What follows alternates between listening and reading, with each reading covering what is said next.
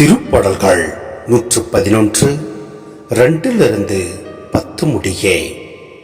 ஆண்டவரின் செயல்கள் உயர்ந்தவை, அவற்றில் இன்பம் காண்போர் அனைவரும் அவற்றை ஆய்ந்துணர்வர்.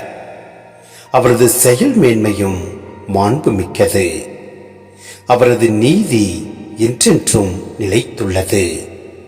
அவர் தம் வியத்தகு செயல்களை என்றும் நினைவில் நிலைக்க செய்துள்ளார். அருளும் இரக்கமும் உடையவர் ஆண்டவர். அவர் தமக்கு அஞ்சி நடப்போருக்கு உணவு அளிக்கின்றார். தமது உடன்படிக்கையை என்றும் நினைவில் கொள்கின்றார்.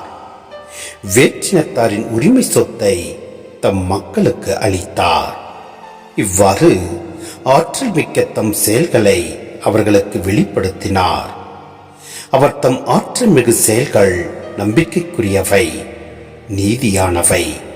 அவர் தம் கட்டளைகள் அனைத்தும் நிலையானவை, என்றென்றும் எக்காலமும் அவை நிலை மாறாதவை. உண்மையாலும் நீதியாலும் அவை உருவானவை.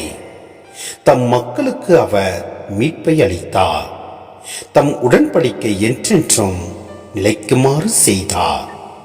அவரது திருப்பெயர் தூயது, அஞ்சுதற்குரியது. ஆண்டவர் பற்றிய அச்சமே ஞானத்தின் தொடக்கம்.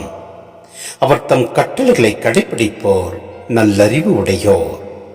அவரது புகழ் என்றென்றும் நிலைத்துள்ளது.